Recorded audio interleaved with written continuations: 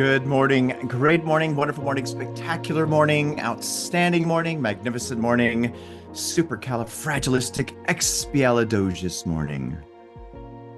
Yes, again, the beautiful reminder of choice that we have. And what is the choice that you have, that I have, that we all have? Well, it's the choice of our thoughts, the image we're going to hold, of which comes from the image that we choose to see. See, that right there is where all the power begins. All things were made by him, and without him was not anything made that was made, is a statement of principle. It's a revelation of how everything gets done. The him being in imagination. Remember, everything happens twice, first in the mind, second in its physical form. And you have your imagination to actually do that in your life. You've been given dominion over this earth. And if you use this power that we're sharing with you, you can deliver some exceptional and amazing change in your life if, and so here's the key component, if you imagine great and exceptional things in your life. Remember what Robert Collier shared in Secret of the Ages? The secret of all power, all success, all riches is in first thinking powerful thoughts, successful thoughts, thoughts of wealth, of supply. We must build them in our own mind first. And that's what we do here. We help to engage with those beautiful tools that you have and lead you to imagine those great things first, to build those things in your own mind first. And then from there, if you're loyal to those ideas, what will start to show up are those outcomes that are in harmony with that. Like attracts like. Matter of fact, type that in the comments. Like attracts like. Amazing. So, what have we been studying? We've been studying The Science of Getting Rich by Wallace Wattles. If you don't have a copy of this, get a copy of this. Get this specific copy with this image if you want to read along word for word, page for page, chapter for chapter. And then when you get it, yes, read it. Yes, underline it. Yes, memorize certain sections. But most importantly, over all of those things that I just said, apply it in your life practically. In other words, use it, move it around in your mind with what you're going through. And if you do that, it will start to deliver the change you seek. But see, that's the only way to do that. It's not going to be, again, from keeping it static and putting it there on the shelf and living from, oh my gosh, I know it. I know it. No, that doesn't work. You got to understand it. And the only way through understanding, to get understanding, is literally by, again, applying it and practicing it. All right, so let's get into this, shall we? Let's go into where we are in this book, and we're going to go over a little bit of what we went through before, actually starting from chapter 8 in the Science of Getting Rich and Thinking in a Certain Way, which is on page 58. So here we go. All right, thinking in the certain way. So we're going to here go into this specific section here.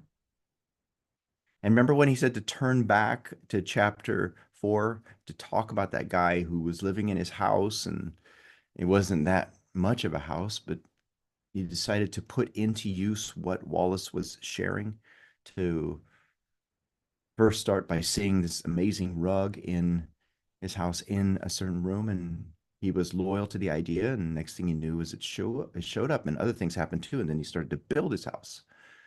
And again, what happened here, the story is that he formed a mental image of his house there in the beginning. It became a materialization on the outside. And then he points out that, and you will get a fair idea of the initial step towards getting rich. Now, notice how he says the word initial. See, that's the first step. So circle that, the initial step. We didn't point that out last time we went through this, but we need to make sure that you see that. You must form a clear and definite mental picture of what you want. You cannot transmit an idea unless you have it yourself. You cannot give what you don't have. You can't put out there a specific idea to be delivered unless it's in you. This is why goal cards are so important. It should be written down clearly, precisely. And then from there, use this as like a switch to put you onto the frequency of this idea. Now, if you'll have assistance with regards to making a really great goal card, then you'll find that in emergence in lesson 3, which is really, really, really great. It's such an amazing lesson. So you must have it before you can give it. And many people fail to impress thinking substance because they have themselves only a vague, misty concept of the things they want to do, to have, or to become. Now, remember, the order is actually be, do, have. Okay? Be, do, have. With this being said, I like how he did put it in reverse to, I kind of like reverse, but the other things on the other side, but only as a reference to the last part being becoming at the end, because that's what's got to happen first. But with that being said, it is the order, the correct order is be, do, have. Now, it is not enough that you should have a general desire for wealth to do good with. Everybody has that desire. It is not enough that you should have a wish to travel, see things, live more, etc. Everybody has those desires also. If you are going to send a wireless message to a friend, you would not send the letters of the alphabet in their order and let him construct the message himself. And that's pretty freaking funny. It's like, here, okay, here's my message. Try that. Send A, B, C, D, E, F, G, H, I, J, K, L, M, N, P, Q, R, S, T, U, V, W, X, Y, Z. Type that out and then send it to your friend. Send it to somebody. And they'll say, what's this? It's the alphabet. No, it's the message. No, you got to be clear about it. You got to organize the words. Now, nor would you take words at random from the dictionary. You would send a coherent sentence, one which meant something. Now, sit in that for a moment. That's what you would do. You would send a coherent message, one that meant something. When you try to impress your wants upon substance, remember that it must be done by a coherent statement. You must know what you want and be what? Be definite. Right around this, I must be clear. And then also write, clarity gives me power. The clearer you are, the more power you have. You can look at it this way. Say, like, you're traveling and you're just getting on a plane going wherever, but the plane still needs a destination. And with this destination, there's power. Why? Because now there's a specific aim in mind. It's kind of like when you make a decision to go eat something at your favorite restaurant. Okay, I'm hungry. I want to eat. Oh, there's all kinds of chaos inside because you don't know what you want, but you make the decision. When you do make that decision, it's coherent, and then you know exactly where to go, and then you have power.